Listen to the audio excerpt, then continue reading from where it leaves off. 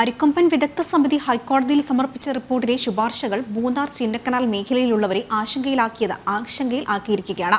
ജനങ്ങളുടെ സ്വൈര്യ ജീവിതത്തിനും ടൂറിസം മേഖലയ്ക്കും ദോഷകരമായ പല ശുപാർശകളും റിപ്പോർട്ടിലുണ്ടെന്നാണ് ആക്ഷേപം. ശുപാർശകൾ അപ്പാടെ നടപ്പാക്കിയതിൽ പ്രതിഷേധം സംഘടിപ്പിക്കാനുള്ള നീക്കത്തിലാണ് വിവിധ സംഘടനകൾ. കഴിഞ്ഞ മാർച്ച് മാസത്തിലാണ് അരിക്കൊമ്പൻ വിദഗ്ധ സമിതിയെ ഹൈക്കോടതി നിയോഗിച്ചത്. അരിക്കൊമ്പനെ മാറ്റുന്നതിനൊപ്പം മനുഷ്യ വന്യജീവി സംഘർഷം കുറയ്ക്കുന്നതിനുള്ള ശുപാർശകൾ സമർപ്പിക്കാനും സമിതിയോട് ആവശ്യപ്പെട്ടിരുന്നു.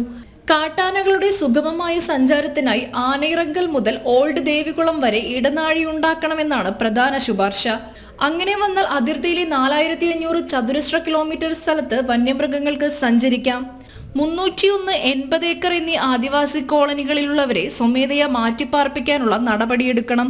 ചിന്നക്കനാൽ മേഖലയിൽ റവന്യൂ വനം വകുപ്പുകളുടെ കയ്യിലുള്ള സ്ഥലം സംരക്ഷിത വനംഭൂമിയാക്കി മാറ്റാനുള്ള സാധ്യത പരിശോധിക്കണമെന്നും റിപ്പോർട്ടിലുണ്ട്. കൃത്യമായിട്ടും ഭരണഘടന ഉറപ്പു നൽകുന്ന മനുഷ്യാവകാശങ്ങൾ ലംഘിച്ചുകൊണ്ട് കൃത്യമായ ഒരു റിസർവ് ഏരിയയിൽ ജനം അധിവസിക്കുന്നത് പോലുള്ള റിപ്പോർട്ടുമായാണ് വനം വകുപ്പ് മുമ്പോട്ട് പോകുന്നത്. ഇത് പെരിയാർ ടൈഗർ റിസർവ് മുതൽ ആനമ്പിടിച്ചോല വരെയുള്ള ഏരിയയിൽ ഏകവന പദ്ധതി നടപ്പാക്കുന്നതിന്റെ ഭാഗമായി കോടതിയിലൂടെ ജനപ്രതിനിധികളുടെ സഹായത്തോടു കൂടി തന്നെ നടപ്പാക്കി വരുന്ന പദ്ധതിയായിട്ടാണ് ഞങ്ങൾക്ക് തോന്നുന്നത്.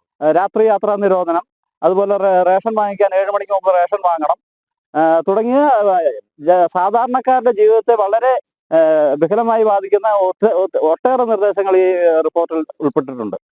മൂന്നാറിലെ പ്രധാന റോഡുകൾ ഒഴിച്ചുള്ള മറ്റു പാതകളിൽ രാത്രി യാത്രാ നിരോധനം ഏർപ്പെടുത്തണം. 7 മണിക്ക് മുൻപ് സഞ്ചാരികൾ മുറികളിൽ മടങ്ങിയെത്തുന്നുവെന്ന് ഉറപ്പാക്കണമെന്നുള്ള ശുപാർശ ടൂറിസം മേഖലയ്ക്ക് തിരിച്ചടിയാകുമെന്നാണ് ആശങ്ക.